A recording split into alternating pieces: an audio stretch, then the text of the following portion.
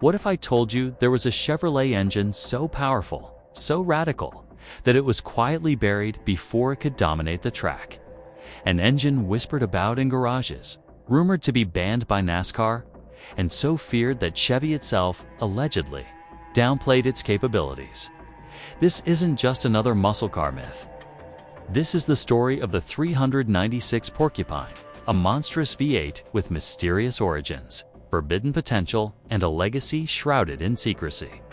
Why would a company like GM develop such an advanced engine and then pretend it never existed? Did NASCAR really fear it would unbalance the playing field? And what makes the 396 so different from its louder, more celebrated siblings, like the 427? Back in the mid-1960s, the horsepower wars were heating up fast. Chevrolet was locked in a high-octane battle for supremacy against Ford and Chrysler. Under the hood of icons like the Chevelle SS and Camaro SS, the 396 rumbled with power, but behind its roar was a quiet storm of controversy. Some say it was underrated on purpose. Others claim it was engineered to break rules without breaking laws. And then there's the Porcupine, not the animal, but the engine's exotic canted valve head design that looked like a nest of spikes and performed like a race car's secret weapon. Over the next 14 minutes, we'll uncover the hidden history of the Chevrolet 396, separate the facts from the legends, and reveal why this engine was too powerful for its time, and maybe even too dangerous to fully unleash. The year was 1965. In the midst of Detroit's horsepower arms race, Chevrolet made a bold move. It introduced a brand new big block engine that would rewrite the rules, the 396 cubic inch V8. But this wasn't just another engine. It marked the beginning of Chevy's big block dynasty and would go on to power some of the most legendary muscle cars ever made.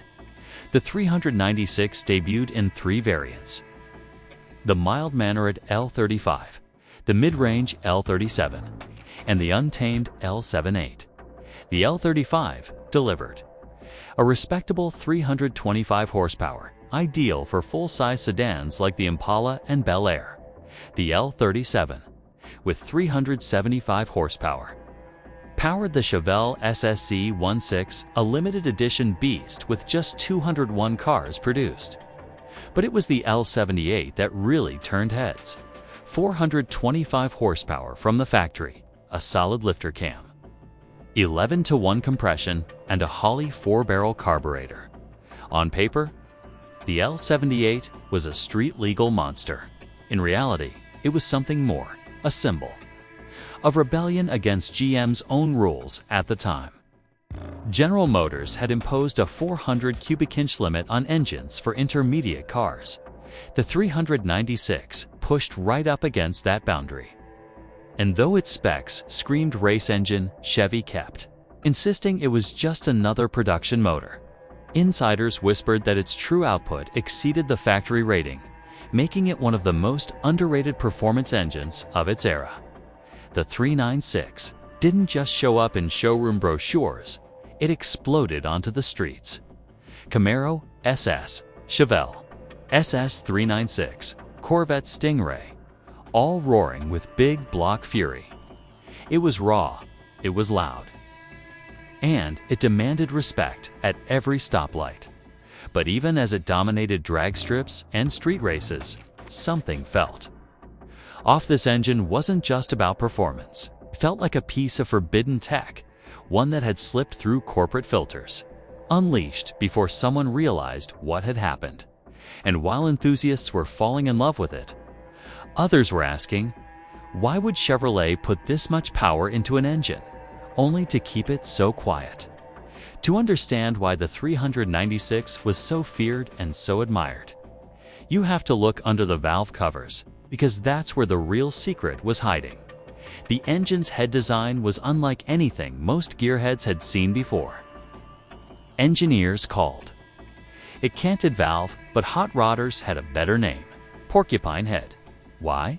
Because once the covers came off, the valves and rockers looked like they were pointing in every direction, like quills ready to strike. This strange layout wasn't just for show. By angling the intake and exhaust valves, Chevrolet's engineers could use larger valve diameters and straighter port paths, allowing air and fuel to flow more efficiently into the combustion chamber and exhaust gases to exit quicker. The result? More power, better breathing, and a screaming top end that embarrassed engines with bigger cubes. The Porcupine design was a radical departure from traditional inline valve heads. Instead of airflow turning sharp corners, it charged in like a tidal wave. It was like putting a race-bred airflow system into a streetcar, subtle on the surface, but deadly where it counted.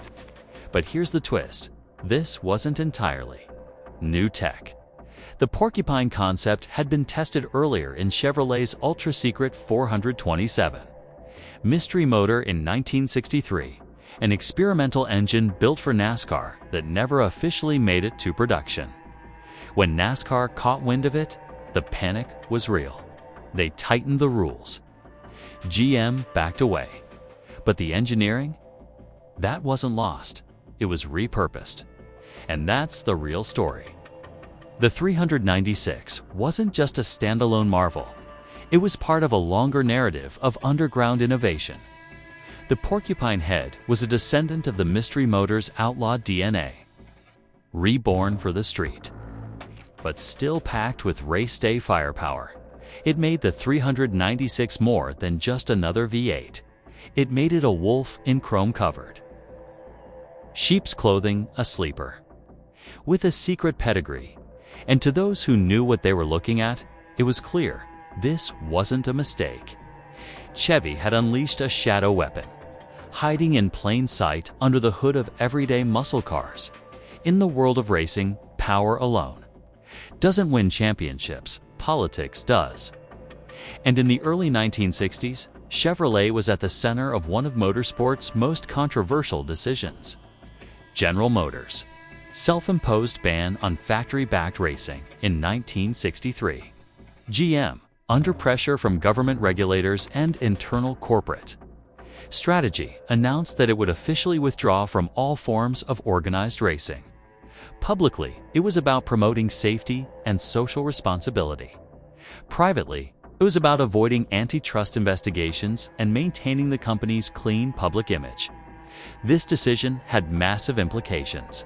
Chevy's engineers, who were deep into development of the 427 mystery motor, a NASCAR-ready beast, had the rug pulled out from under them. Race engines were shelved, development programs were hidden or slowed. But behind the scenes, the work never really stopped. It just went underground. That's where the 396 came in. Unlike the 427, the 396 was introduced as a street motor, but its design echoed the banned race tech. Porcupine heads, aggressive cam profiles, high compression ratios, all in. A package that just so happened to fit NASCAR's homologation rules. At the time, NASCAR required that any engine used in competition be available in production vehicles, a rule designed to keep the sport grounded in showroom reality. Chevy met that rule technically, but many believed the 396 was a thinly veiled race engine disguised as a production motor. The L78 version, in particular, drew attention. It was too aggressive, too specialized, and too close in spirit to the outlawed 427. Some racing insiders whispered that it was a backdoor attempt to stay competitive without violating GM's ban. NASCAR didn't issue an official ban on the 396, but it was never embraced either. Rule changes tightened, scrutiny increased, and when the 427 Mark IV engine came to dominate in the late 60s, the 396 quietly stepped aside. But the question remains, was the 396 intentionally buried? It's likely that GM, still wary of crossing regulators, chose to focus its marketing muscle elsewhere. They leaned into the 427, which was easier to position as a full-size power plant. Meanwhile, the 396, despite its potential, was relegated to second-tier status. Powerful? Yes. But without the factory push, It faded into the shadows of its bigger brothers. And that's the tragedy of the 396. It wasn't banned with headlines or rulebooks. It was erased by silence. Politically inconvenient, strategically risky, and too damn fast for its own good. Ask any muscle car veteran about the 396 L78, and you'll hear the same thing. Chevy lied. Not in a deceptive, malicious way, but in the classic wink-wink, muscle car kind of way. Because officially, the L78 396 was rated at 375 horsepower, but unofficially, it was a different animal entirely. Dyno tests, track times, and countless street races told a different story. In real-world conditions, the L78 consistently produced closer to 425 horsepower, sometimes even more. That kind of power didn't just come from clever tuning.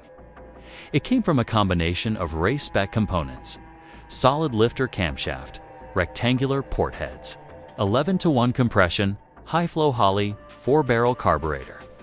This thing was built to breathe, built to scream, and built to win. So why the false rating? Part of it was strategy. During the 1960s, insurance companies were catching on to the muscle car craze, and they weren't happy. High horsepower cars meant higher risk, which meant brutal premiums for young drivers. To keep their cars insurable and appealing, manufacturers like Chevrolet began underreporting power figures. Call it creative marketing, but it helped put cars like the L78 into more driveways. Another reason was internal politics. GM had a corporate policy limiting mid-size cars to 400 cubic inches, which meant the 396 already walked a fine line. Rating it too high might have triggered further scrutiny or backlash from within GM's own ranks. But there's also the street legend factor. Back then, numbers mattered. And if your car was known to beat 426 Hemis and 427 Fords, despite only having 375 horsepower on paper, that gave it mystique. It turned the 396 into a myth, a sleeper, a threat you underestimated until it was too late. The underreporting made the L78 more than just fast. It made it infamous. It wasn't just about beating the other guy. It was about doing it with a number that made him think he had the advantage. In the world of muscle cars, numbers tell one story, but sound, fury, and acceleration told another. And the 396's story screamed far louder than the paperwork ever admitted. The Chevrolet 396 didn't fade into obscurity. It evolved. What began as a controversial, underestimated powerhouse became the blueprint for an entire family of big block legends. Its DNA ran deep, influencing engines that would shape the muscle car era and beyond. By 1966, the 396 had established itself as a core part of Chevrolet's performance identity. It appeared in everything from the Chevelle SS to the El Camino, to certain Corvettes and even full-sized Impalas. As it matured, it gave rise to more refined and more brutal variations. Horsepower ratings shifted, but the reputation held steady. This was an engine that punched far above its numbers, and it didn't stop there. The 396 laid the groundwork for the 427, and, later, the massive 454 engines that became icons in their own right. And while those engines often stole the spotlight, they owed their existence to the porcupine-headed rebel that came before them. Without the 396, there would be no LS6 Chevelle, number 454 SS pickup. No myth of the big block Chevy dominance. But what really cements the 396's legacy is its impact beyond the showroom. Collectors today still revere the L78 as one of the most desirable engines of the 60s. Original models fetch sky-high prices at auctions. Restorers search tirelessly for authentic parts. And enthusiasts, they keep the legend alive in garages, drag strips, and online forums, debating dyno numbers and decoding vangs like archaeologists of horsepower. Even GM couldn't ignore it forever. Decades later, in trucks and performance variants, echoes of the 396's architecture returned. The Vortec 8.1L, a spiritual descendant, brought back big block torque for the 21st century. But it's not just about specs or performance figures. The 396 represents a moment in time when engineers defied corporate limits, when speed was pursued in secret, and when power had to be hidden beneath chrome and clever marketing. That's why it still matters, because every time a 396 fires up in a restored Chevelle or rattles windows in a back-road Camaro, it tells the same story. They tried to kill it, bury it, and forget it, but the Porcupine refused to die. The 396 was never supposed to be a legend. It was born under corporate restriction, raised in secrecy, and nearly erased by policy and politics. And yet, here we are, nearly 60 years later, still talking about the engine they tried to bury.